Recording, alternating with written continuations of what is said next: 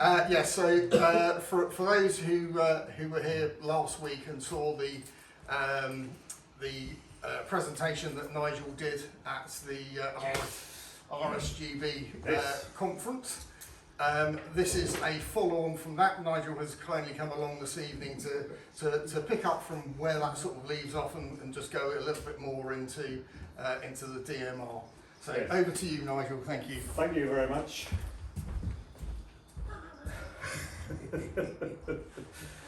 This is very relaxing. So best laid plans of mice and men. Well, the thing is, there weren't any plans, so I can't complain about the plans not working. So far we've had a hotspot not working, which is now working. We've had a laptop that wouldn't connect to a projector, but now that's been solved. Well, there's three things going to happen, isn't there? So I've got one left. And you've recovered from COVID, so again, yes, I've recovered. Yes, you were watching careful. You were there, weren't you? Yes, when I caught COVID and got well again in a couple of hours. That was really, really good. So how many have seen what I said last time? Yeah, same. Oh, damn. You should ask how many remember what you said. So that's the third thing that's gone wrong. I was rather hoping you hadn't, so I could just do the whole thing again.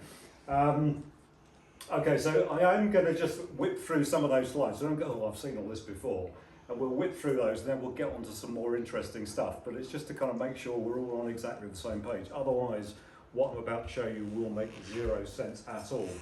Anyone do DMR in here? 3. Anyone? Sorry? We got radios. Yeah. Alright.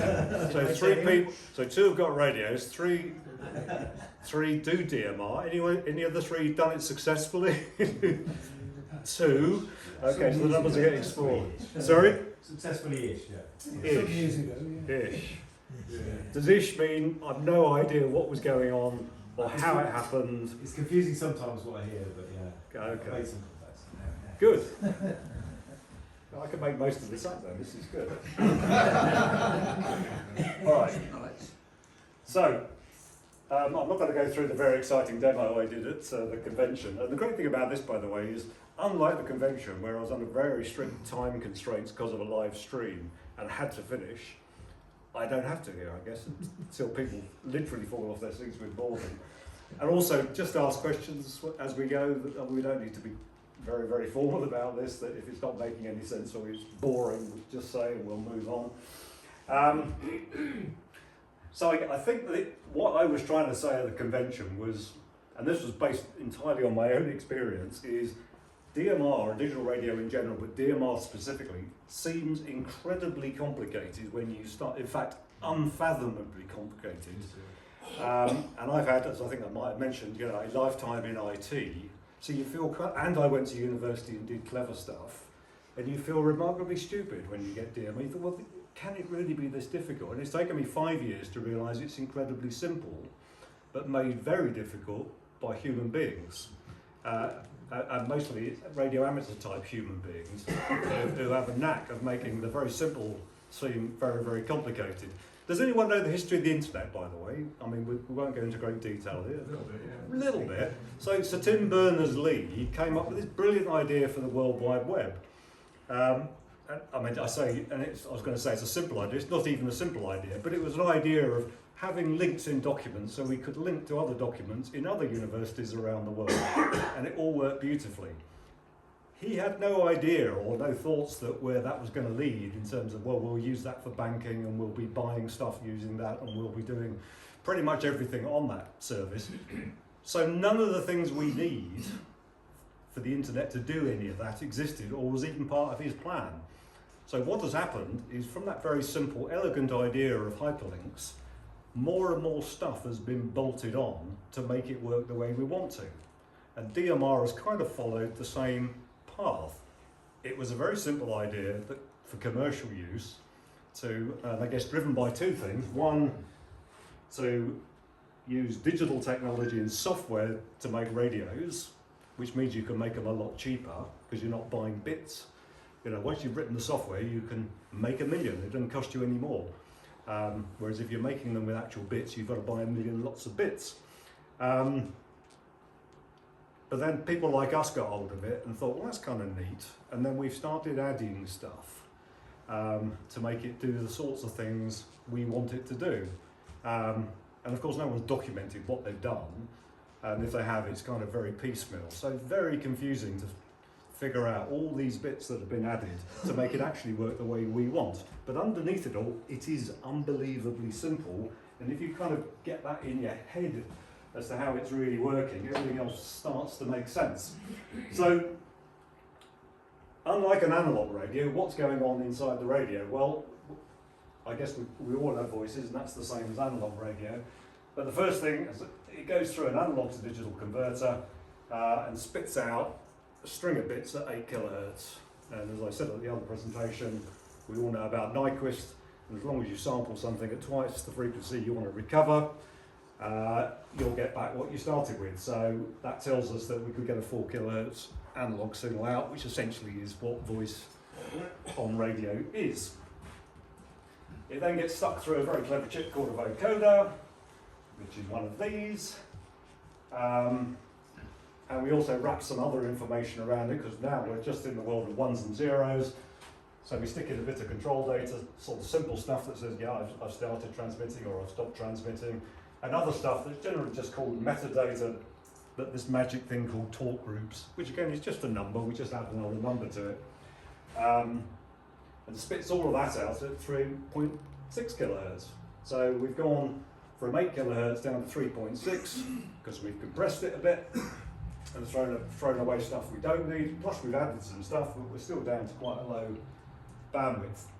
And that's low enough for us to fit 2 of these on a single UHF or VHF channel.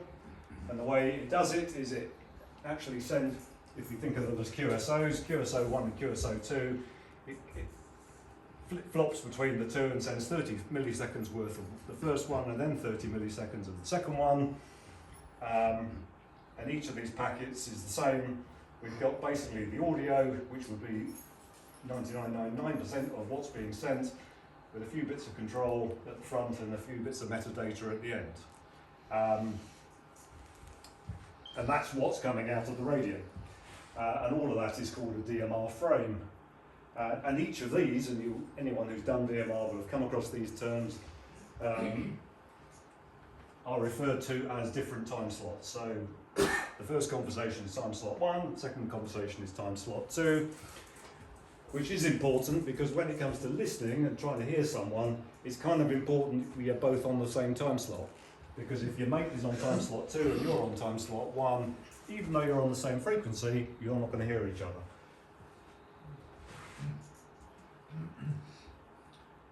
So, to really understand DMR, you need to understand the whole end-to-end chain. This is part of the problem with things on the internet, is that you buy one of these, little Baofeng DM1701, you'll find umpteen YouTube videos about how to set that up. They won't mention this bit or that bit.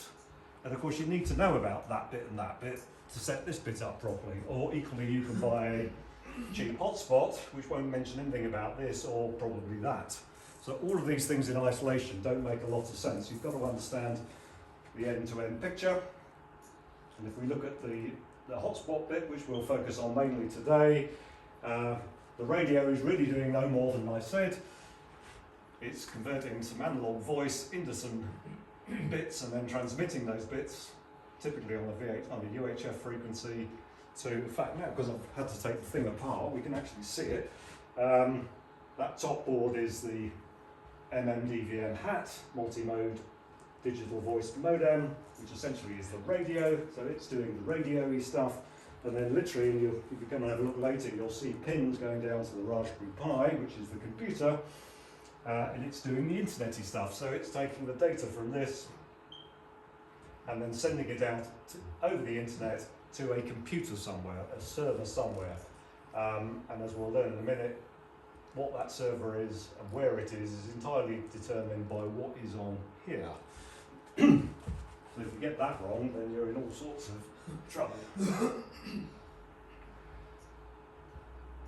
So there's normally more than one of us on DMR. So here, you will have seen this before. So we've got 3 radios, 2 of which are on hotspots, one of which is on a repeater, and we'll say for argument's sake, you know, the one we're using is, we've set it to talk group 91, so that's just a number. And if you saw the amazing demo I gave at the convention, it is no more complicated than as long as the number that the radio is set to matches the stuff that's coming in, it will decode the audio and you'll hear stuff. And if the numbers are different, it won't. And you'll hear absolutely nothing. You'll get a nice green light showing the radio is receiving some RF, but you won't hear any audio. So we key our radio, the radio stuff happens to the hotspot sends stuff out to the internet, server receives it and makes a note essentially of the fact that you've just done that. So the server knows where it's come from because there's metadata in that data, and it just keeps a record of the fact that you've keyed up and said you're interested in talk group 91. It also sets a timer running. We now sit and listen, absolute silence. Someone else somewhere else in the world now keys up. Same thing happens, he's on a repeater rather than hotspot, ends up on the same server. The server now looks down its list of, well, who's actually interested in talk group 91, and of course we're in that list. So it sends that DMR frame back out across the internet to our hotspot, which fires up the radio on the top, to our radio, and we can hear what he is saying. On the proviso, we've still got our radio on talk group 91. If we've moved it onto something else, green light will come on, but we won't hear any audio. But if we're still on 91, we'll hear what he's saying, and we can now talk to each other. The guy here on talk group 2350, he's hearing nothing, and his hotspot is being sent nothing because he's not shown any interest in 91. Excuse me, can I ask a Yes. question? This is what I didn't quite understand last week. Yep. Is that I understand these talk groups. Yep. But is there like a CQ calling frequency, or if you get the rig to scan all known trunk groups? Yeah. How So does it work? great question. So these numbers are entirely made up nonsense. There is no science behind it at all, and the 3 people and the 2 people who've successfully been on DMR will know. The reason I've used talk group 91, the number 91, is that's a very popular number to use on a network called Brandmeister, because that's the worldwide, I was going to say calling frequency, calling channel, and you will hear a lot of people on that from exotic places all around the world. They could equally have chosen 123, they could have chosen 45, it is just a number. In the UK, we tend to use the number 235 as the UK calling channel. So if you wanted to talk to UK people, you would be on 235. If you, in Australia, and wanted to hear Australians, you'd be on 505. So there's a list of these numbers, and we'll come to kind of some further confusion that will come from that list. So yeah, people have just decided for convenience we'll use that number to mean that, but there is no science to it other than that. How would someone find them then? Sorry? You scan. How would someone find that person? So, for instance, if you wanted to talk to someone on the south coast, Yeah. you use like talk group 81, because talk group 81, when you research it, it gives you a geographical area. Ah, right. So, That's yeah. what I'm getting at, yeah. Yeah. So we'll have a look at. Yeah. So yeah, we'll have a look at that in a second once we get off the slides and into real. I'm hoping real working stuff. That's a dangerous statement because it might not be working, but we'll see. But yes, you can look up on the internet and find out for the thing you're connected to the server. So that might be Brandmeister, or that might be Phoenix, or it might be whatever it is. You can look on their website and see, well, what do their numbers refer to? And if your interest is, you know, sheep farmers in northern Wales, put this number in. You described the DMR frame. Yep. Can you describe the internet frame? In other words, is there any class of service type marks on that frame for the voice, or is it just best endeavours on that? It's all, so everything from here on, so I mean, here is radio, from there on is UDP. And is that, have you got cos marking on that, on those frames? Nope. So it's best endeavours? Yeah, it's just squirting stuff out, and if it gets there, good luck. Yeah. Is there any plans to put POS on there?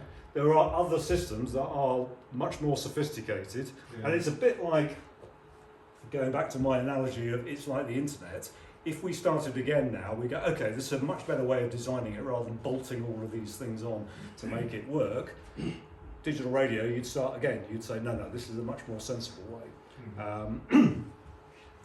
With things like that. You get a lot of dropouts occasionally when you... Yeah, there is, I mean, we could go back to that diagram, there is a bit of error checking going on Yeah. and correction, but it's very, very minimal.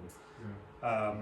So yeah, if you lose many bits, it's like we'll just throw the whole frame away, you know. Yeah. And then you hear that audibly as it sounds awful. Yeah. But yes, it's I bet you'll find most of the dropouts are probably on the actual RF side rather No, than... no. Yeah.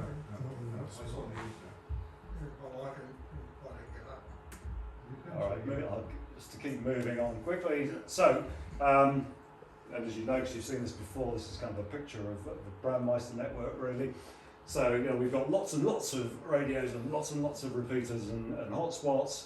In the case of the thing called Brandmeister, it's not a single server, it's actually a lot of servers, and all of those servers themselves are connected together. The current, it's about 47 of those around the world. That's the end of that.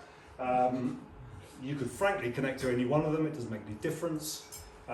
Practically speaking, you're probably off more sensible picking the one that's in the UK than picking the one that's in Puerto Rico, just for latency or for no other Is there reason. any governance around? Sorry? Is there any governance around managing the Brandmeister and the gateways of the networks? Nope. It's Nope. just the Wild West, is it? This is the, again, Because sometimes it's reliable, sometimes it's nothing at all. And yeah, have you been seeded to ask interesting questions, or are you just... No, this is just what I He's just found. clever. You just You know, sometimes you think, well, Talk Creek 1's not working, well, it's because it's been disconnected. yeah, and there's no you means raise, or so, management. so there is nobody. So at least if you looked at D-Star, you might find icons at the top of the tree trying to kind of keep Yeah. some sort of order, and so on and so forth. With DMR, nobody. It's the Wild West. There are no companies running this. These are all being done on voluntary basis. It all sounds glamorous to call servers. I mean, if we actually looked at them, these would be sort of scuzzy old PCs in people's bedrooms. These are not. In a lot of cases, in swish data centers with people actually maintaining them and doing updates.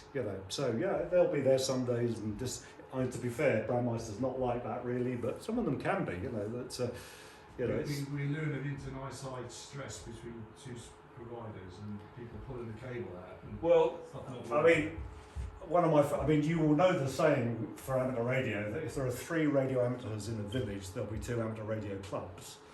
Yeah. And DMR is very much like that.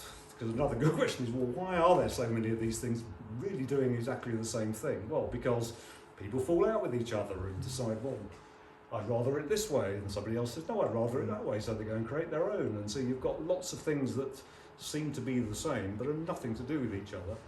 And there's a bit of kind of politics going on between them as well. But, it's good fun nonetheless.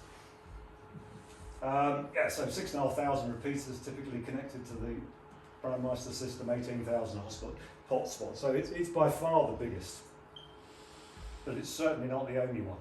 So in the UK, chances are you're going to come across Brandmeister.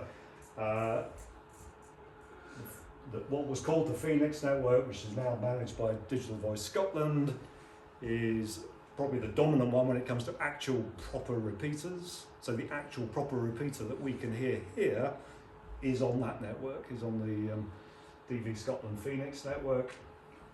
But others you will come across, Free DMR, Freestar, and that's just some in the UK, a load of reflectors, which we might touch on in a minute, which is just more computers that you can connect to. But that's just the UK, and then you could get to France and Germany and you'll find similar lists for them. The list, it goes on and on. So, summary is really, there's an awful lot of stuff out of there.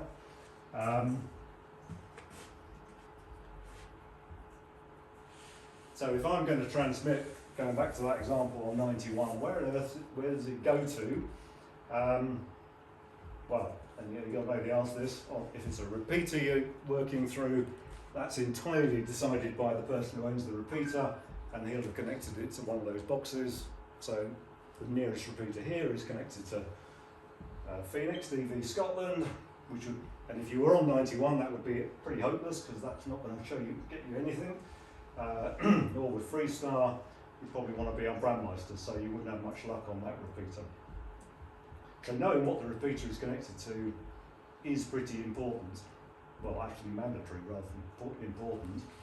With a hotspot, then you guess what the answer is going to be. Well, it's entirely down to you because it's your hotspot and how you've set it up. Is that the reason why so many people go for their own hotspot then? Because their local repeater isn't doing what they want it to do? Would you say? Or? I think there's a number of reasons. That's definitely one. I think two, there aren't enough digital repeaters. Because you look at the map and you think, oh, there is quite a lot. And then when you actually look at what they are things like that, licensed as repeaters. So yes, the theoretical footprint looks, oh, that's very encouraging because that's most of the southwest. And the reality is you can barely get out the building. So they're few and far between. So if you actually want to do stuff, unless you're very lucky, I mean here, the signal from here seems quite good. But I would say in most cases, you're much better off with a hotspot unless you live right on the doorstep of a DMR repeater. Because as soon as you move, if you get in the car, it's not like the old days of analog where I could hold this analog repeater, oh, now switch another one and carry on. Because the chances are, even if I switch the digital repeater, it's like, oh, well, this one's now on an entirely different DMR network, so the conversation I was having isn't going to continue here anyway because we're on different networks. And frankly, these things are so cheap. You know, it's not really a barrier. I mean, excluding the Raspberry Pi, and I thought they were cheap when I bought mine, they're now £6.50. It's £6.50 excluding the Raspberry Pi. So if you're tight, you could put a £10 Raspberry Pi underneath, or if you feel flush, you could put a good one for 15 quid. But it's hardly expensive. I suppose the other key thing to draw out a picture like this is the radio knows absolutely nothing about any of these. And these know nothing about the radio. The only thing that knows about things is this thing in the middle, whether that's a repeater or a hotspot. Because it knows about the radios that are connected to it, and it knows about the servers it might be connected to. So the sad news is your radio's doing, frankly, very little in all this. There's a lot of cleverness going on this, so understanding that is important. And here's a good point of stopping at this point, and we'll go to, right, any more questions before we go to real stuff?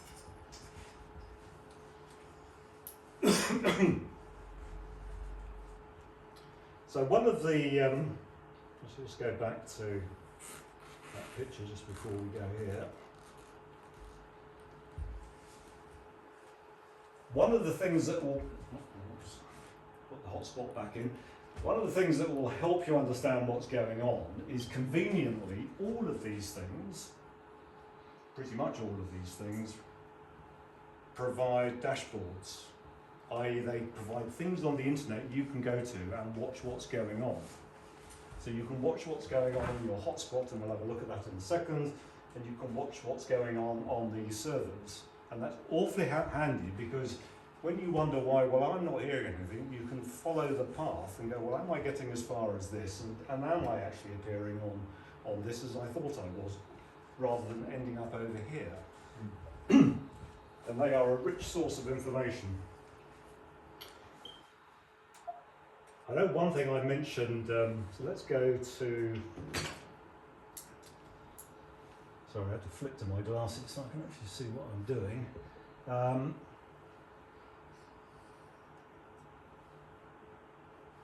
So this, so I mentioned the local repeater, like GB7TC? TC. Yeah, got that right? So, Oh, it's NW if you want this. Sorry? NW, not TC. Oh, TC, yeah, thank you. no, this is definitely TC. TC, yeah. Yeah. And this is its dashboard. So this is on the internet, this is live, we are looking at what's going on that server.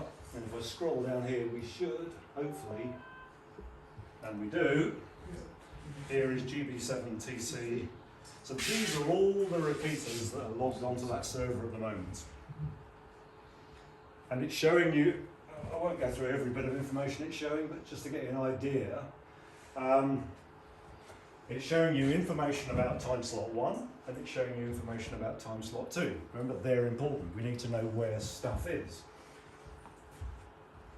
And before we go any further on that, if we then went to, for example, so this is the DV Scotland Phoenix webpage for their network, and we can get some useful information from, where's their list of talk groups? So if we get down to their list of talk groups, so it lists their talk groups. So back to your earlier question, so it's saying, yeah, we're going to talk group 1, we're going to use as the worldwide calling talk group, and that is on time slot 1, and I won't go through them all. And you should get to 235, yeah, so 235 UK calling on time slot 1, and the list goes on. So It's probably worth bringing out that if you call on worldwide 1, it will activate every repeater across the world. yep, so I will show you something. But that is a good point. Going back to here, so we can keep GB7TC in view down here at the bottom.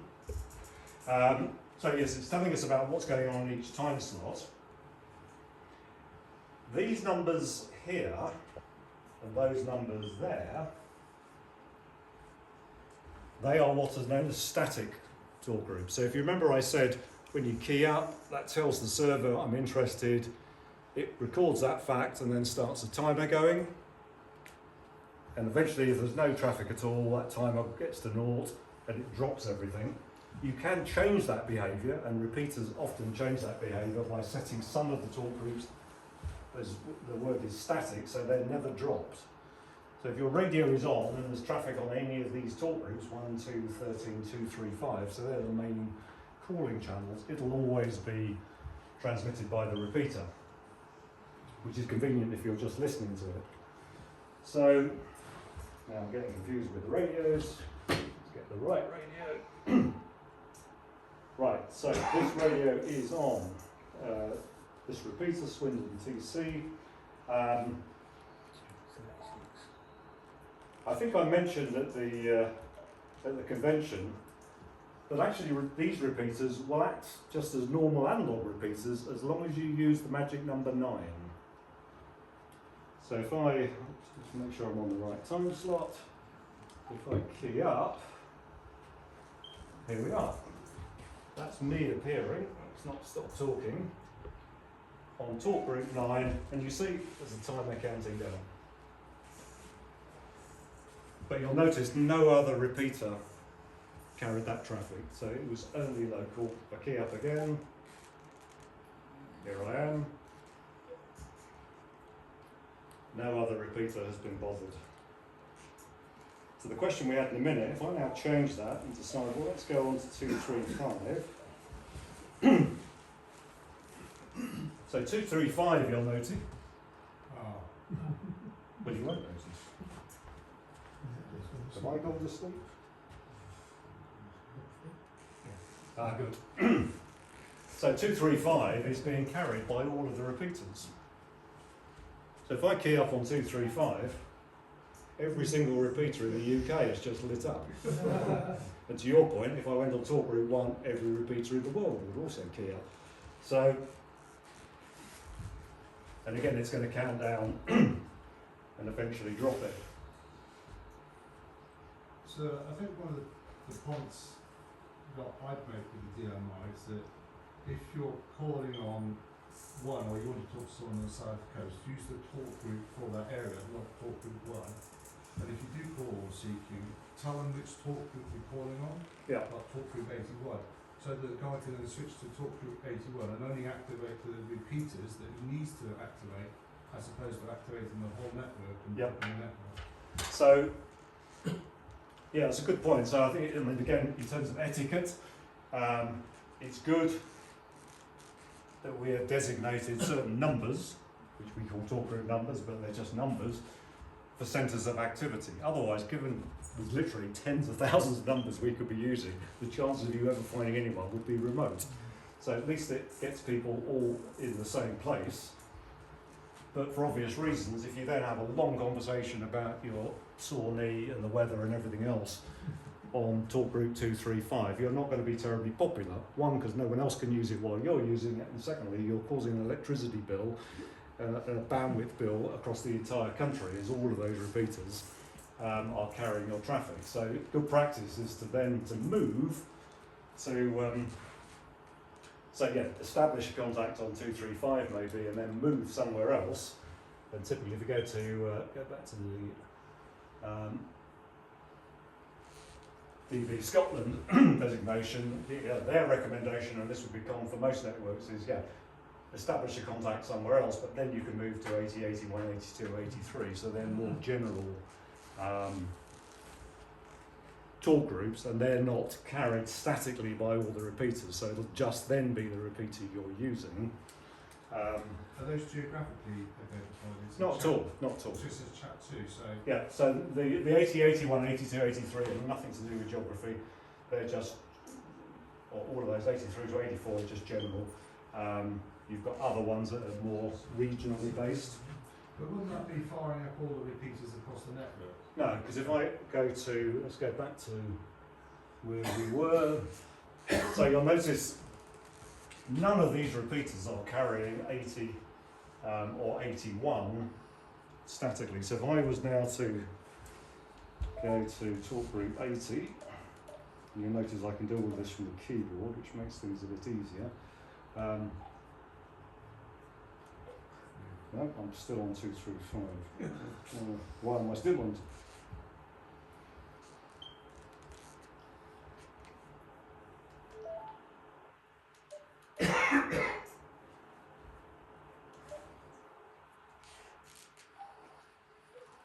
Yeah, sorry, there I am. On talk group 80, so I'm only now pulling up the Swindon repeater.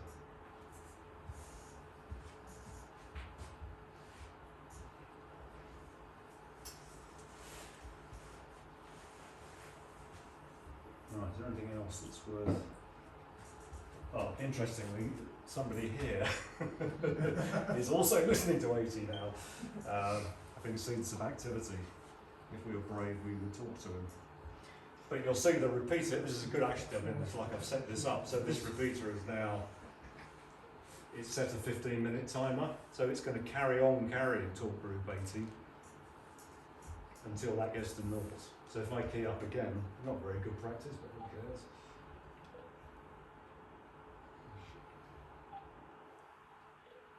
Oh, interesting why it's not picking it up. Maybe I'll ride. Oh, because I'm on the wrong time slot. That's fine.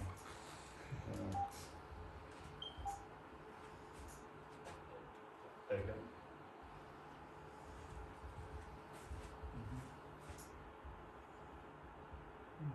Let's count it as we count down. What are the numbers in brackets beside each of the repeaters? The flashing number. This number? Yeah. It's like a heartbeat, just checking that it's still there. So every, whatever that is, 30 seconds.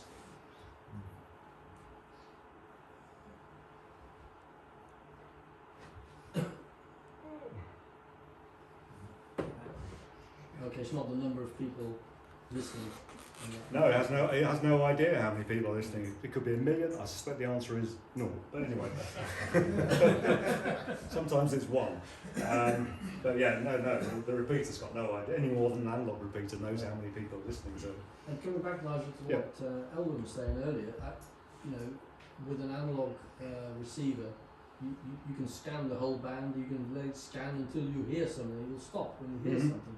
Can you do that with DMR? No. Well, not easily, no. So so it's like echo link. You basically go to a talk group, nobody there. Oh dear, okay. Yeah. Go back off. Try another one. Try another one. I mean, you could be trying. I guess unless you're on one of the really busy ones. So yeah, I mean, fair point. But so we're looking at. So this is the whole of the Phoenix network. Now they are more than one server, so that's the server they're using for actual repeaters. They have another server that they use for hotspots. So these are, as you can see, are not, you can see by the call signs, these are not repeater call signs. And my little hotspot here, as you can see, G4RWI is one of them that's connected. So by looking at dashboards like this, you can tell, so that's the activity. There is somebody doing something here, but nothing else. So if you're looking, so I guess that's one way of determining where there's activity. If we go to the Brandmeister network, I think I've got the Brandmeister network up there. Yeah, I have. I mean, it looks very, very different. So this is their kind of front page, 6,500 repeats, all the stuff I was talking about earlier. Here's a map of where people are actually doing stuff, so that's a live map. So you can, it's predictably going to be North America and Europe is really busy at the moment.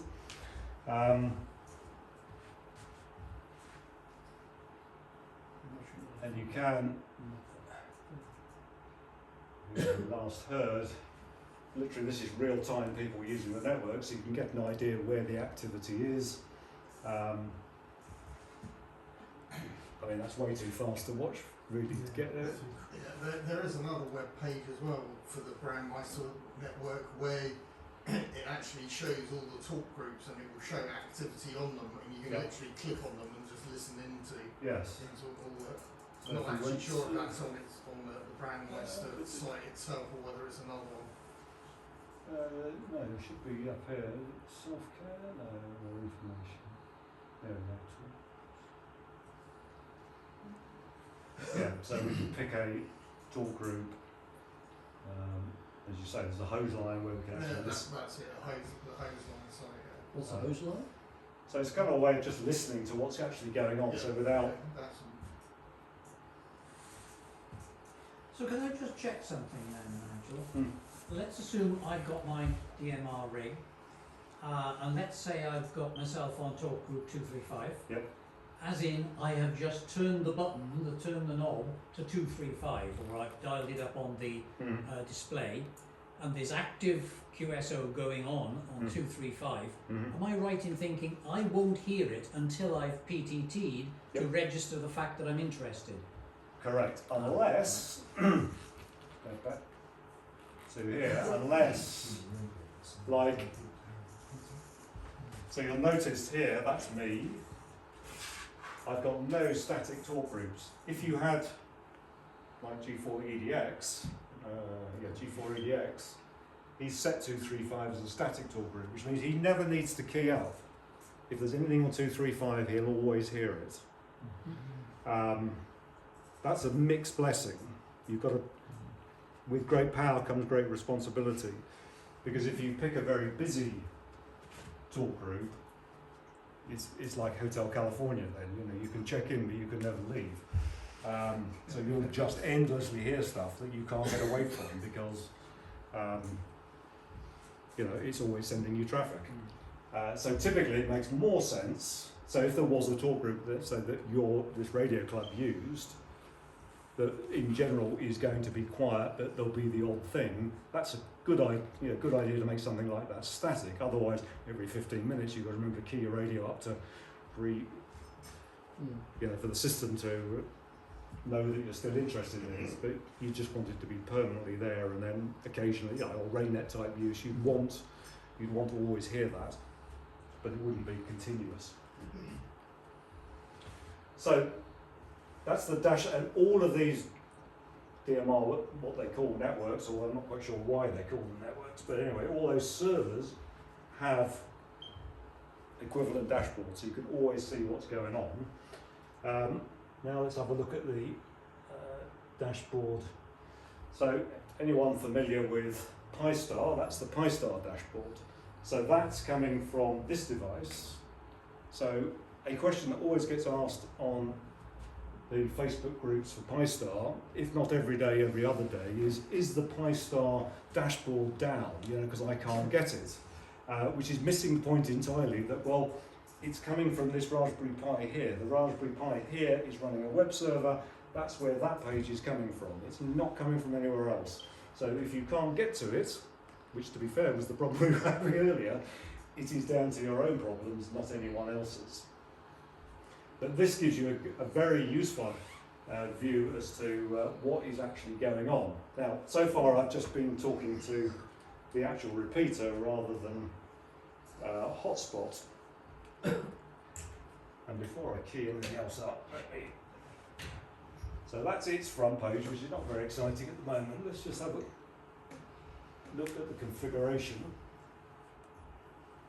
Click on that. It's not very encouraging, come on. Dare I refresh the page?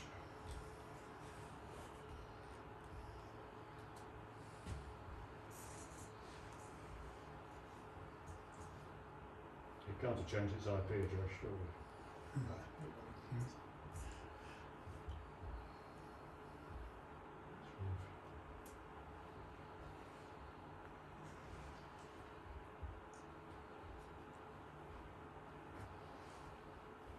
But interestingly, you can't get to it. Your real-time clock has stopped. And one reason it can't get to it is I'm not on the same network. That's the other question that people ask a lot. Is I can't get to my hotspot, and of course, both your computer and the hotspot need to be on the same network. So the PC had roamed onto this network, whereas the hotspot is still tethered to my mobile phone. Hence why they couldn't see each other. Now they can. Okay, so put in the super secret passwords. Price star.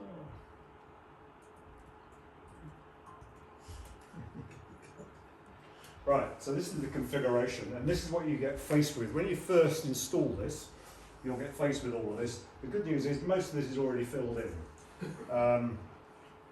It will default to being an MMDVM host, and it will default to being a simplex node, i.e. it assumes it's in its most simple form. It's not going to think it's a repeater. You're going to have to actually make it a repeater. You'll need to and because it's a multi-mode digital modem, it can do any of the digital modes, so you need to remember to turn on the one you want, which in this case is DMR. It's the computery stuff. And then basically you select what network you want to put it on, i.e. which of those computers, of which there are an awful lot, do you want this one to connect to? And there's a nice drop-down list which will go on and on forever. So they are all the things you could connect your hotspot to. I'll give up because it gets boring eventually going down that list. So let's go right back up the top to where we were. And you can see the Brandmeister gate servers. We're not going to go on those. We're going to go on that one. That's where we were. So that's what we're connected to, and that is all we're connected to. So if we go back to the dashboard, I'm confused with all my radios. So this radio is on the same frequency as the hotspot, so I can use that. If I now go on 235 here, so that's it detecting my radio was transmitting and I was sending it out on 235. If I change You're it up. transmitting on 438, is it? Sorry? 438 800, is it? That's the frequency the hotspot is on 438.8 megahertz. Yes, Yes. squinted a bit. Yep. And if we flicked over to go back to, let's get the right dashboard. So this was the dashboard for, let's just make sure I'm on the right time stop. So there we go. So I'm lighting up all the repeaters as I'm on 235, but I'm going in via my hotspot now rather than through an actual repeater. But I'm still lighting up all of the repeaters. So I will be equally as unpopular doing it that way as before.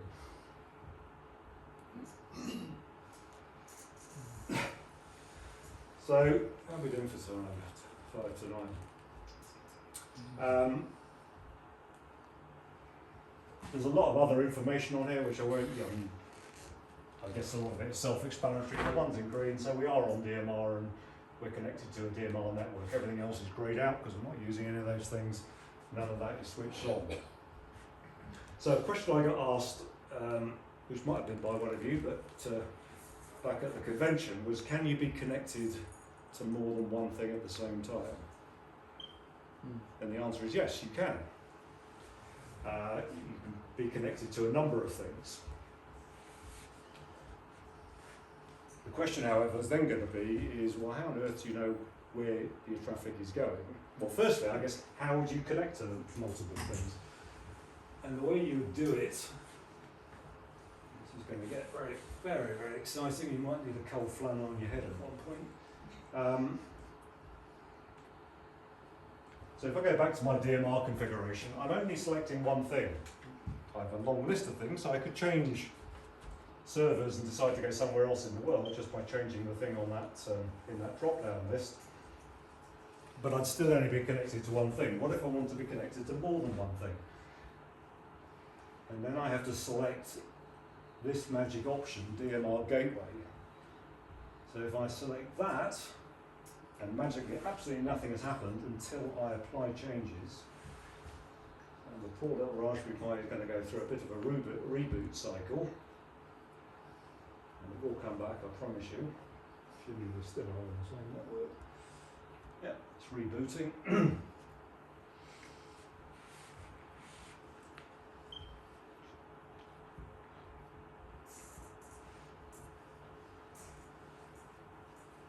And now that DMR configuration panel has expanded quite a lot. And it's decided completely of its own volition that I'm going to connect you to, so the first section is about Brandmeister, and it's picked the Brandmeister server, and as I've said before, we could equally go and pick Brandmeister in Puerto Rico, that would be absolutely fine, it will work exactly the same. Notice we haven't actually enabled it yet, so we're not able to use it. My next network is remembered where I was before, which is the Phoenix network. Again, that's not connected. So now let's switch them both on. Again, I have to apply changes. Sorry, this all gets a bit, you have to keep going through this loop. So what you're really doing here is changing some configuration of some configuration settings of some Linux programs that are running on the Raspberry Pi. So it needs to reboot them each time so they pick up the new configuration. So now we should have two networks configured. Brandmeister and where we were before, Phoenix.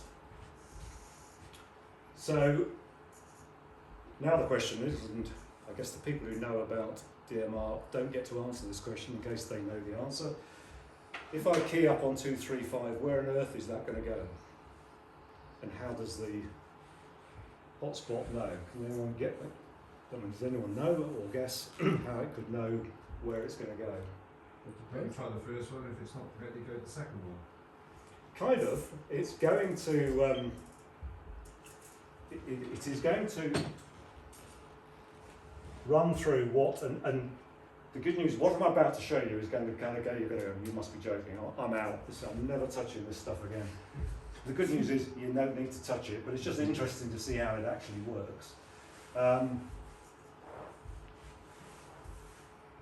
If we now click on Expert, and we'll get a warning, but we want to do a full DMR gateway edit, you'll see our two DMR network, the ones we've got enabled, listed here. So that's the number one, that's Brandmeister as it says, and this one is that DMR plus DV Scotland Phoenix one. And with the DV Scotland one, you'll see we've got all this gibberish. Which, and let's zoom in just so we can see it a bit. And what these is, and the good news really is you never need to touch this, it's just interesting to see it and you get an idea of how things work.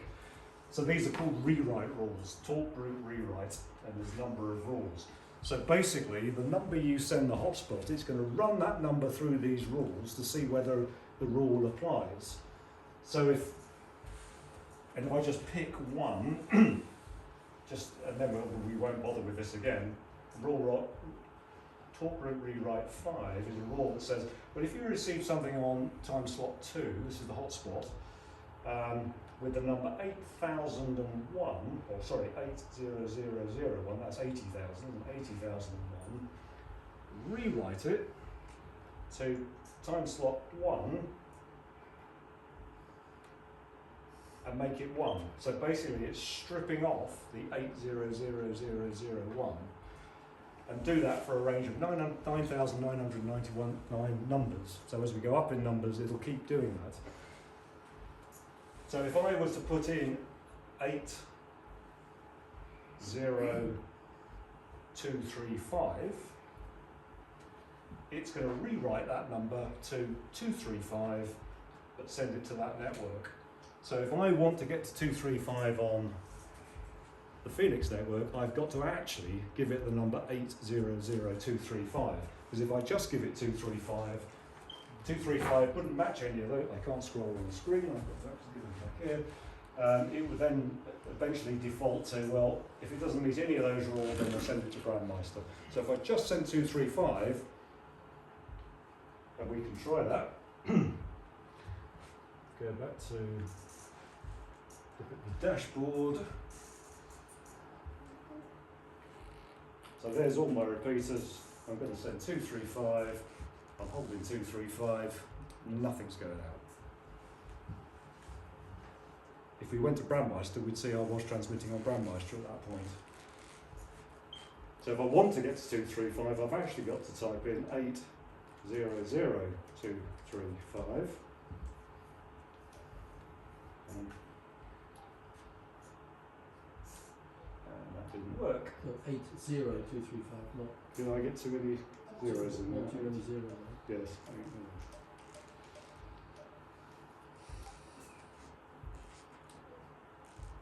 Well, we're still doing something wrong.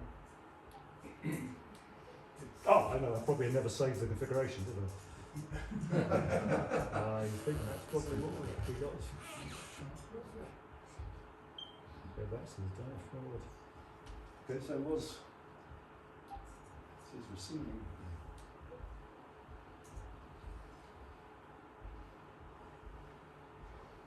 It's always good when things. I think that was me. Oh, it does work, yeah. So I'm sending 80235, but it's arriving here as 235 because the hotspot stripped off the leading 8 zeros. So they're very clever, and you can go and change them all if you want, but I recommend you don't change them all because you tie yourself in not very, very quickly. They all come there by default. You just need to know that they're there in order that you can then send the right numbers. And of course, it has an implication, or a big implication, for the code plug, which is just a pompous name for the settings of the radio. If you've got them all stored as just 235 and 13 and 1, well, they're always going to go to Brandmeister. You're going to need to have equivalent settings stored for with 80235 and 80013 if you want them to go to Phoenix. So it does have implications if you're writing a code plug or settings for how you're going to do them. Is the 80 the same on no matter which one you pick in the gateway, or is it different for every one you pick? When you say, you mean network? Yeah, or network. No, the second network. What about the third network? We've got a third one now. You can, and then you'll just keep adding more numbers. See, it just comes with default with. So the policy was 235, 80235. What was the third policy? Sorry, let me get back to where we were. Sorry, say that again. The policy. So you wrote a real world policy that says 235 send it out to this address. 80235. The policy says send it to the second address, and then if you put a third connection in, how would the policy look for that? Well, then you would choose a new number with a new set, and this is where if you start adding your own, you'll end up having to start writing your own rewrite rules. You have to go into there and rewrite that's just going to be disaster. But once you get your head around how it works, it's not quite as they do seem bewildering at the start. But yeah, so if we had a network 3, we would probably, it's not, it's just using talk group 11 I think there, but yeah, you could pick another number. You could use 4, just put a 4 in front of everything. So it's a bit like, I mean, the best explanation of this is a bit like dialing codes. So an American kind of describe it this way. Well, if we only had kind of 4 digits for telephone numbers, once we get to 999, we run out of telephone numbers. But well, we haven't, because we can have a dialing code. So the next town can still use the same numbers, but we put a different number in front of them all.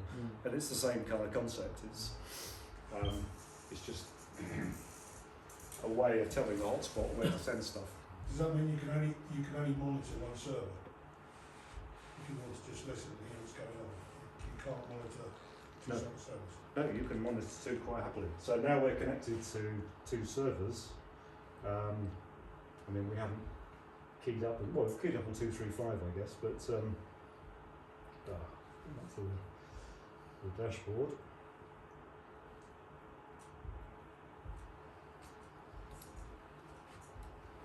Well, there we are. So we're that's not me. That's somebody else who's keyed up or spoken on 235 on Phoenix, and he's arrived as 80235 because it's the rules work in the other direction as well. So stuff being received from the Phoenix network is going to have, so 235 would have been received from the server. The rewrite rule is then added an 80 in front of it before it gets to the dashboard, so we can tell where that's come from.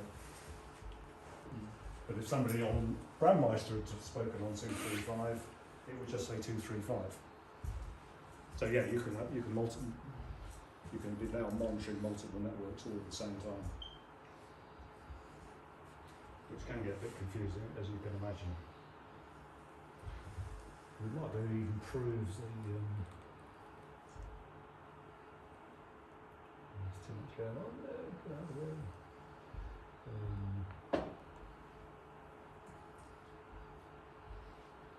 So if we search 235, so we're now looking at the Brandmeister network.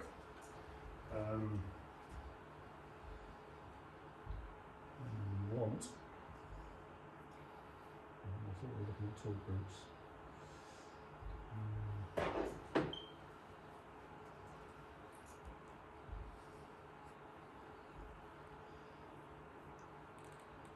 Why can't I see 235?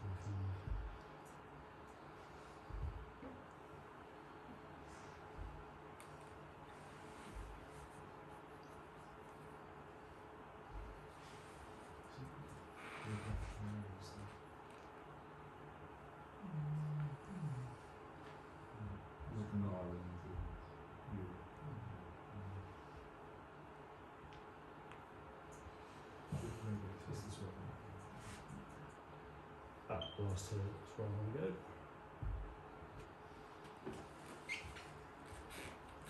But there we are. I was heard 6 minutes ago. That's me. So if I just again transmit on 235.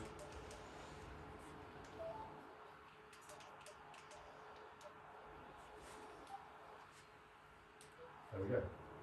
So that's without putting the 80 in front of it. It's got routed to Brandmeister. What's the number in brackets under source would be below your call sign? This number here? No, two columns on. It's the same thing. Same thing, that's my DMR ID. Okay, so that's personal to you. Yes. And it's encoded in your radio, isn't it? Yes. So to do DMR, and I mean it's an entirely free thing, you need to register for DMR ID. Right.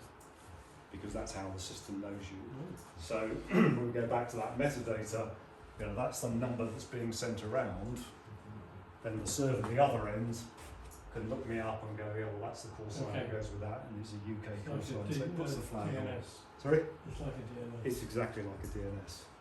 Yeah, so get that number wrong, or maybe deliberately, if you want to get that number wrong, you'll happily appear as somebody else. And I constantly keep thinking I keep juxtaposing these numbers, and it's kind of like merging somebody somewhere, and it's very confusing because you're not appearing as yourself anymore. On the talk groups, they said there were chat groups. Is there on Phoenix a local talk group for this area? I go back to the geographical bit. Yep. These guys that understand. He's got Will-White there. Is there say Swindon or Wiltshire or Southwest? So these are all. So 810, yes. That's 801. So southwest England, and you'll notice if we go back to look at their server with the repeaters, you'll see a lot of. So the Swindon repeater is always carrying that talk group. Yeah. Because that's for the southwest, so it would make sense. Whereas the Stirling repeater, for example, is not, because it's in Scotland. It will carry. Yeah. It's just understanding the talk groups you might want to use to talk into the area you want to talk into. Yes. As opposed to worldwide talk groups, and then coming back down and focusing in and funneling into the area you want to speak on.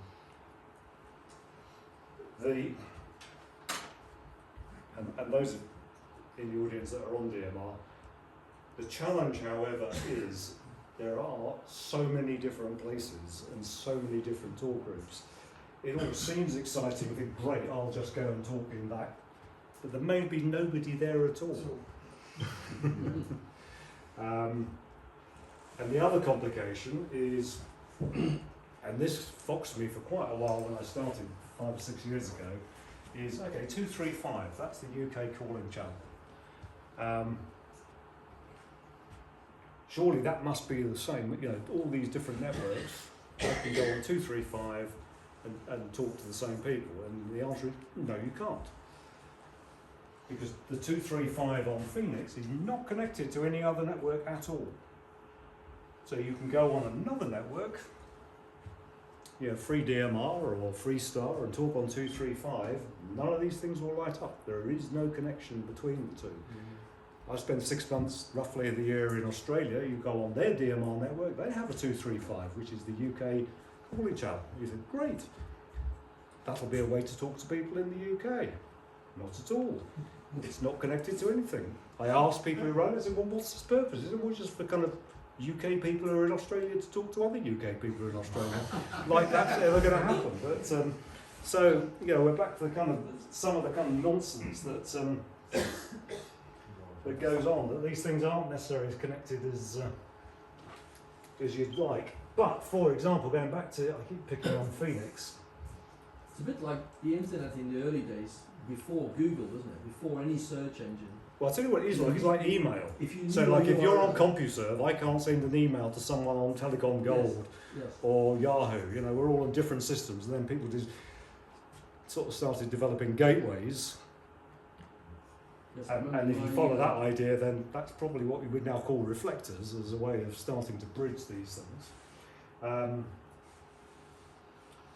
So what's the range of talk group numbers? Well, 7 digits. So what's that? You can have 9 million. So if I wanted to have a natter with Peter on Yes. my own, Yes. we could invent a talk group number, and Sure. providing it's not being, one of the big ones, we would probably be alone. Well, yes, you could, other than the people running this server can, at the server level, say, no, it is only going to be these numbers. So although technically you could type any number you like, as long as it's less than 7 digits, it will work. They can block it and say, no, we're only going to carry these numbers, which I'm pretty sure is what Phoenix and DV Scotland do. Brandmeister, a bit more laissez-faire. They're quite happy that you can use your DMR ID as a talk group number. So I can use, let's see if I can remember it, 2346306 as a talk group number. And I do. It's your own private talk group. I'm pretty sure Brandmeister would quite happily, you can make up any number you like. You've got to meet some criteria if you want to appear in their list. That's a different matter. You become official and you'll appear on their website because they normally want to see a certain amount of traffic and they just want everyone creating talk groups that know whatever goes to. But if we went to, for example, let's go back to Brandmeister. Somewhere there's a list of all the talk groups.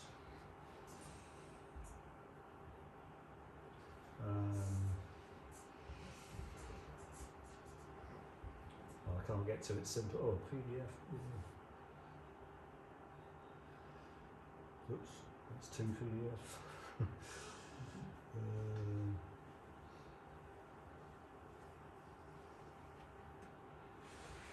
So this is all of their talk groups.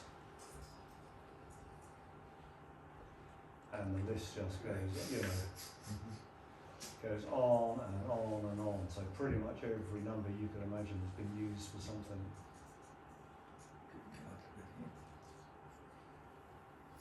On my Anytone radio, it says you can send a text message. I've never managed to do that.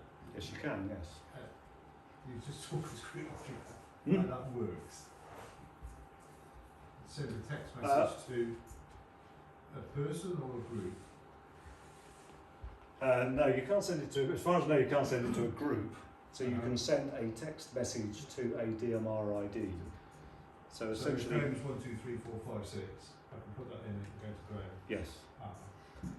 But, and the big but, and I would recommend mobile phones in this circumstance, which are much better at doing this. And I know we're amateurs and we like to do things, the contrary way, and I strongly recommend a mobile phone if you want to send text messages. Because quite often these DMR networks will not carry the text message. So it'll say you've sent it, I was going to say your phone, that's the wrong word. The radio will say it sent it, but it won't have gone any further than the server, so it's just dropped it. It doesn't support it. It won't tell you it's done that, but so you'll have no idea whether it's actually been sent. Probably going to work better if you use a hotspot, but it's going to be very, very... It's a bit like Wild Westy.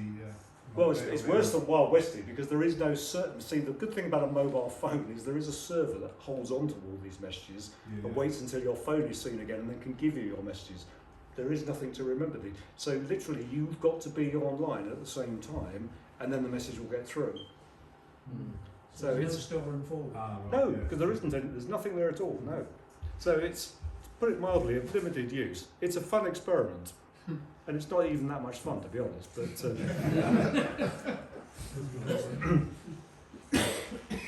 Are all the talk groups geographical or they're subject talk groups? These all look geographical. There are there are some. There are subject ones, so you'll get kind of homebrew ones that based around homebrew, and there's some weird ones. there's Usually based out of America. yeah. I mean, whether there's actually anybody actually in any of these. I mean, it would be quite fun to play kind of talk group roulette, just type a random number in and hello, who's there? Do you get an indication anybody's joined your talk group? No, it's such a big, it's a very basic system. There's nothing. You can't. If you go back to it, forget looking at this. Go back. And there's no control, Nigel, if there's been no activity on a talk group for say a month or 3 months, it just stays there forever, or it doesn't get deleted by the... Well, when you say stays there, it's not. There isn't anything. Nothing staying anywhere, because all you're doing is saying, I'm going to put this number in, and anyone else who's got that number will hear me. So it's not being stored anywhere. It's just. And 15 minutes later, it's gone. Well, the server will. Yeah, exactly. 15 minutes later. The ones listed on the Brandmeister network, for example, that long list you showed me, they'll just. Well, they'll just stay there until Brandmeister decides to delete them all. But there is no there. It's just, this is the equivalent, much shorter list that Phoenix use. They're just saying, make your radio, put the number 80 in your radio, and as long as we all agree, then we'll all hear each other. They're not being stored anywhere. They don't exist anywhere at all. It's just That is what they suggest. They just suggest so we can roughly end up in the right place. It's like an old-fashioned channel, isn't it? Yeah, so there's nothing being stored anyway. As I say, go back to where I started. This is remarkably simple, made remarkably complicated by real humans, but it is underneath it. It is all. I go back to. I can't overemphasize that. All you're doing is sending a number from here, which is getting forwarded on, and other radios that have the same number in will hear you. The artist getting the number right. And the artist getting the number right. And lists like this on the various websites are kind of well, I mean, they're more than a clue. There are, you know, if you start shouting out on 235, people will come back and talk to you. There will be people listening to 235. There's no question about it. If you start on some of the others, it would, you know. So you can refer to 235 as a calling channel. Yeah, that's exactly what it is. You then say, okay, that's QSY2, some other. Yeah, so normally, yeah, I mean, the etiquette would be, you know, if you want to talk, and largely you'll get, well, say largely you'll get, of course, there's nothing geographic about this number. This number works just as well for someone in New Zealand as it works for us here, assuming they're connected to the Phoenix server. If they happen to be connected to the New Zealand server, good luck, because it's never going to, we're not going to be hearing each other. There are exceptions where at the back end now, at the server end, you can see they are cooperating with Brandmaster. They say, well, 2350, so 2350 on the Phoenix network is connected to 2350 on Brandmeister. So 2350 is the UK calling channel on Brandmeister. So if you were to use that number on Phoenix, you will also appear on the Brandmeister network and vice versa. So they could do the same thing for 235 if they wanted to. They could, but they haven't. No, they absolutely could. Because 235 is a perfectly valid talk group, as you saw on Brandmeister. They just, I mean, both sides have to agree, of course, to do that connection, and they haven't agreed, so there is no connection. It would make a lot more sense if there was, but there isn't. That would make life too simple. So if you call CQ on 2350 or whatever and talk to somebody, is it purple or then to go somewhere else? So But that gets difficult if you're on 2.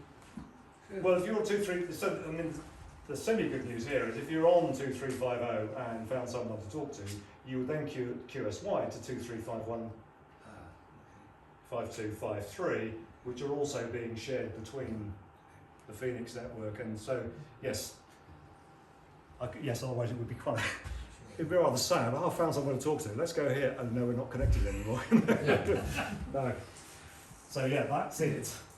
But if you were to say go to, what was the number 810, was it, or 801? 801. Yeah, that would be the end of you. He'd be on his 801, you'd be on your 801, but you'd never hear each other. Is there a range issue if you take away the RF path? Is there a certain distance between your radio and your repeater and your hotspot? I mean, can you talk to satellite? No. So There's no DMR, no satellite carrying DMR. As soon as it's DM, there's DMR, the right slots, I think. So there's a range. Timing issue. Yeah, I mean the range is kind of what UHF FM would be, but probably not quite as good. You know, Ian, because you talk about the parrot. Sorry? You talk about the parrot. I can talk about the parrot. You can. So once you establish your connection to TC, you can put, I think it's 99 in, you press that and speak into it, and then it plays it back to you. That way you know you're onto the network. Yep. So it's called a parrot. It's just a straightforward check. Well, actually, not. I don't know if it's. So is that something specific to that repeater? I think it's global, right? 99 for the parrot. Well, the parrot's normally 990. Is it 990? I can't remember. I looked at 99 on mine. I think it says down the bottom. Yeah. So echo test, which is the same as that, is going to only work on time slot to a group call on 990. 990. So let's try that. But of course, I've got to remember to get here. I've got to put an 8 now in front of it, haven't I? 990. Sorry? Triple 900. Yeah. So, let's see if we can get this right. It's going to be 8099.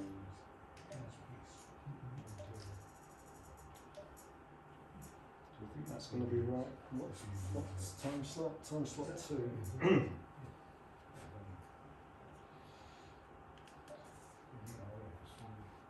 2, 3 test. 1, 2, 3 test. Did we get that right?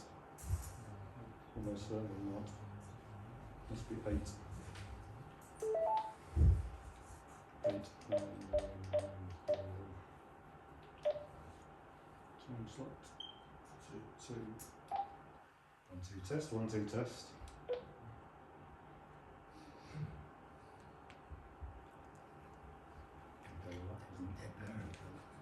I'm getting confused when I'm sending stuff now. To get the radio out to play with it tomorrow.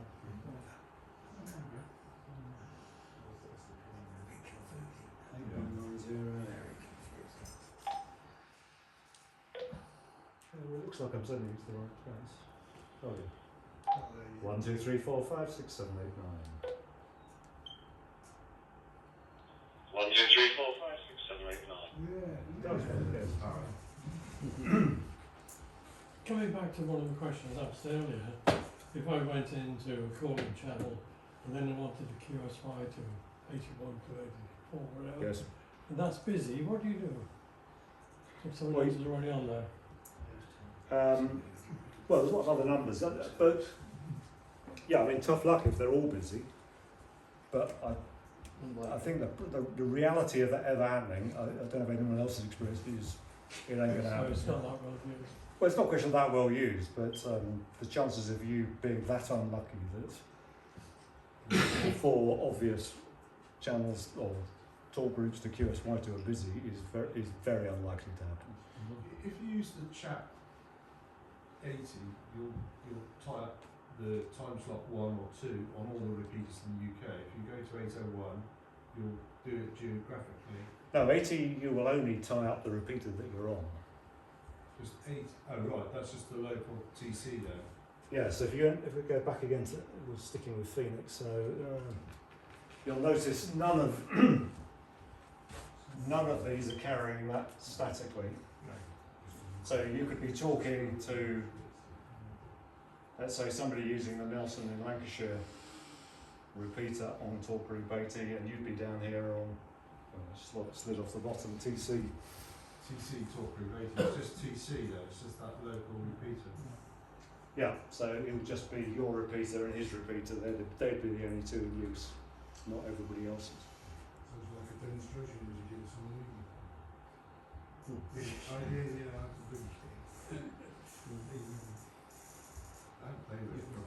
So as we said, yeah, the southwest, which is 801, is it 801 I think? 801, Yeah, so 801 is only being, it looks carried by Swindon.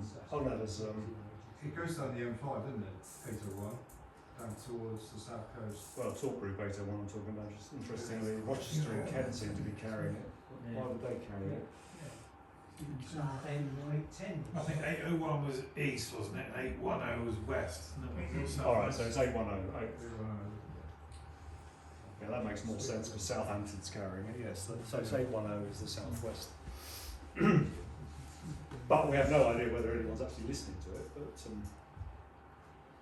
Nigel, if tomorrow one of us decides to buy a DMR radio, yes, start completely from scratch, yes, you'd have to set up the DMR radio yes, with the code plug or yes, settings, yes, configure it basically, yes.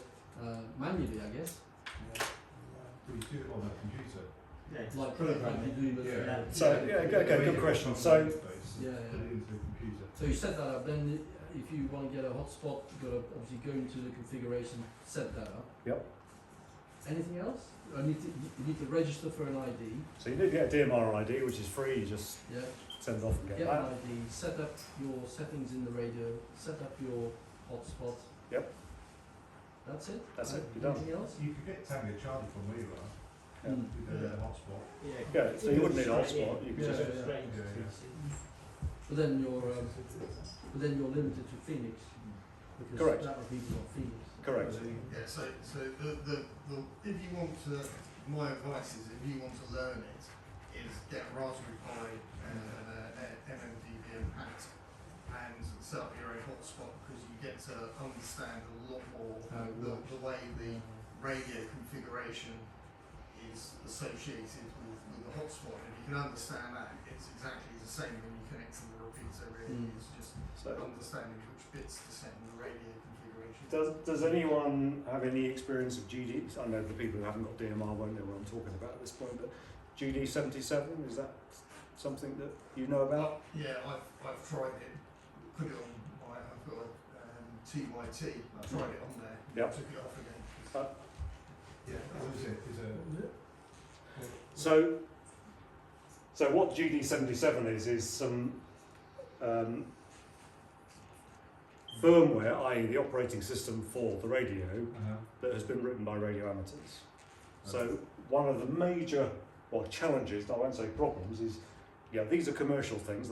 They're made for commercial purposes. The idea is you hand it out to the forklift truck driver and he just twiddles the knob and talks on either channel 1, 2 or 3, and that's all he needs to know. They were never designed for people actually programming things on or changing things on the fly, which I've been doing all this evening. So consequently, it's very difficult to do that with the operating system that it comes with. And equally, the thing you program it with, the piece of software that runs on the PC called the CPS, the customer programming software, is also a bit kind of weird. Because again, it's been written from the perspective of an industry using it, not from an amateur. So GD77 comes at it from an entirely different angle and says, well, let's write this in the way that we would expect it to work, and it all becomes a lot more straightforward. So you can do an awful lot just from the keyboard of the radio. So I was able to type in talk groups and change time slots. So I was going to ask is how the hell are you doing that so quick on the radio? Because the menu system on most DMR radios is so... Well, I mean, you won't be able to see from here, but come and see me afterwards. And that's running GD77, right? It's running GD77, yes. I might have another go at it then. But where the real... So the challenge... Okay, start answering your question. What's the best route forward? I would, and you will be able to find code plugs, which is the pompous name for settings. You will find them on the internet, or you might even have friends, God forbid, who can share theirs with you. That is by far the best way to get started, because at least you've got something that's known to work. Just change the DMR ID to be yours, otherwise you'll be them, and it'll get awfully confusing. Having said that, it's then quite a good idea to have a go at putting your own together, because you'll then get a much better idea of how these things are working. So Moonraker, for example, I'm not sure they still do it, but used to provide at least they still do it, okay, a very comprehensive code plug that every single repeater in the UK already programmed in, all the talk groups already so you could walk out of their shop with something working. So that's good. The trouble is when you then look at it, it is mind-bogglingly complex in terms of how it's all been put together. And if you ever want to change something, you'll be in fear of dread, because you'll be thinking, well, I've no idea what that number is doing. It seems to be significant. Could I change it? What will happen if I do? Will I ever get back to something that works? So yeah, that's good to get you started. I'd say it is good fun just to try. I mean, look, you've got one local repeater. Programming up for one local repeater is not that difficult, and you'll get the hang of it. Do you want to sit there and spend the rest of your life typing in the details for every single repeater in the UK? I suspect not.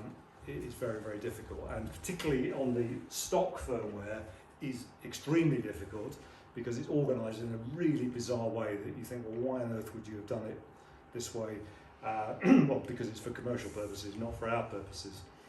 If you then move, if you're lucky enough to get a radio that you can put GD77 on, in my opinion, you may have a different experience. No, I think purely with me, it was, I tried GD77 when I was right at the beginning of my DMR journey, Okay. it didn't make an awful lot of sense to me. Okay. Now it does. Yeah. Will So- that only work on certain radios? It'll only work on certain radios, yes. And it's determined by the microprocessor that's in the radio.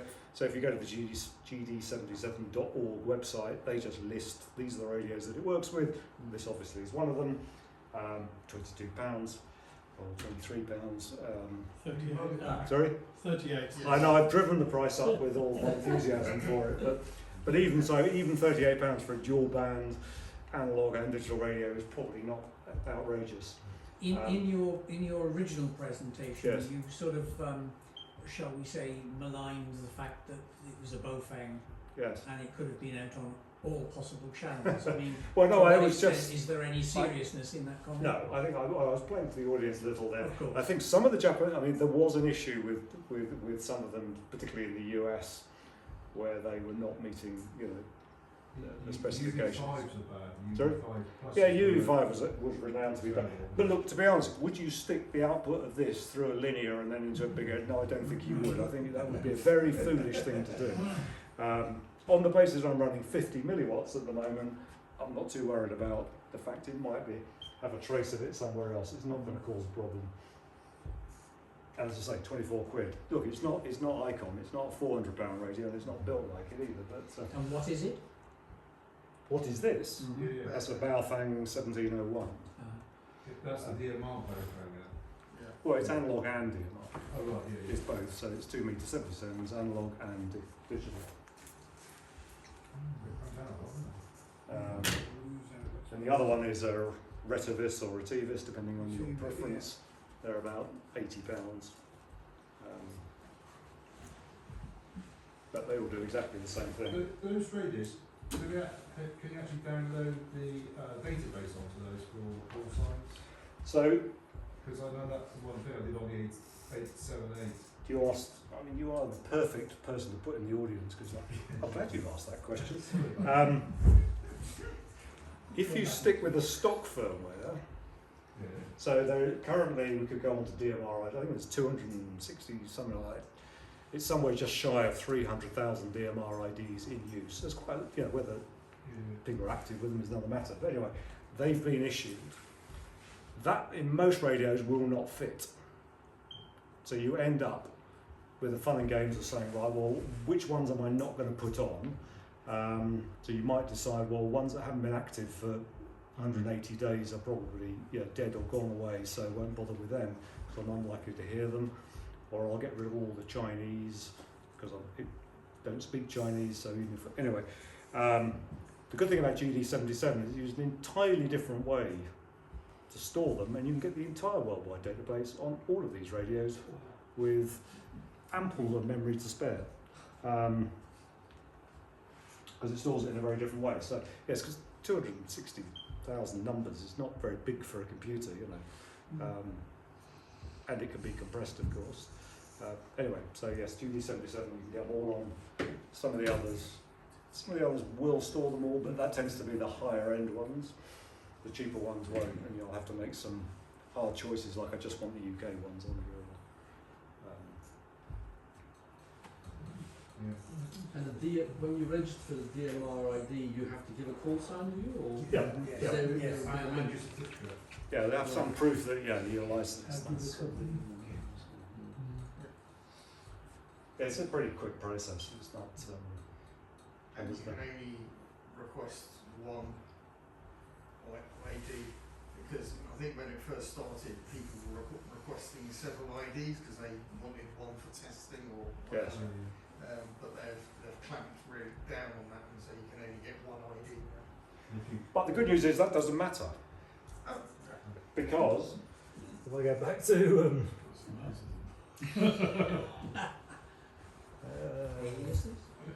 You can have the same ID on several radios, can you? well, you can. So from my so I'm now logged in. So I've got two hotspots. This is the one we're using today. So that's green. That's live at the moment. And there's, you can notice it's the same DMR ID, but just with a suffix 05 on the end. So you can add a suffix to it, and it works just fine.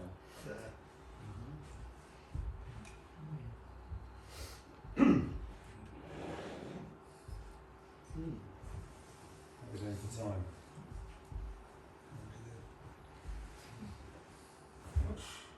Anyone got any more Yeah, questions? and I'm pretty much done. I can carry on. So if he's going to We'll all try be at DMR, Moonraker tomorrow. Sorry? Mark, if you need a hand, I'll Yeah. so I can probably trace my Yeah, steps. there's a code for it on the TC website. There's a code for the TC website. just one thing I'd say, if you're going to try GD77, before you flash your radio with it, make sure you have the OEM firmware to flash it back if you can't get on with it. And you may think, well, that's fairly obvious, but I found with TYT, my M380, I think it is, because they did several models of the M380, it was quite hard to find the exact firmware. Yeah, and the other strong warning is only get your firmware from here. Don't come across it on the internet and think, oh, that'll be good enough. And you can obviously see there are the list of radios and they are the only ones it will work with. So do not be tempted to. Because to the 80 M-tone, you just do what too. Sorry, the Emitone. The M-tone 87A. No, it doesn't work on the 87. Oh, that's good. I couldn't break the radio.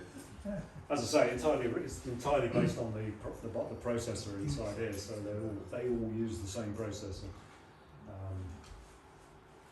Other people have tried putting in other ones, and you kind of get somewhere, and then you end up with a paperweight. The 1701/RT84, is that a specific subversion of the 1701? No, it's the same radio with a different designation. So, okay. so the UV380, for example, is identical to this, which is a Retivus RT3S. Right. They just have. Right. I mean, frankly, I would be very surprised if all of these aren't coming out of exactly the same factory. It's obvious when you set the firmware out the radio, or do you just... No, so what I did, I eventually found it on the TYT website, but it wasn't easy to find because their website isn't particularly good. But as I say, it's because the 380, there are several sub-models of the 380. And you have to, I did it by trial and error by finding The one that worked. one, yeah, basically, yeah. I loaded it on, and at one stage I thought I bricked the radio, but I then found the right version, and it How just many worked. errors before you actually succeeded? Only two, I think. I think I tried one firmware and it didn't work, and then I tried another one and it did. So I suppose the good news here is it's not like you're flashing the firmware on 9700 or something. You think, well, there's £1,400 or £1,800. exactly. At the end of the day, it's a 20-quid radio, but it works fine. So.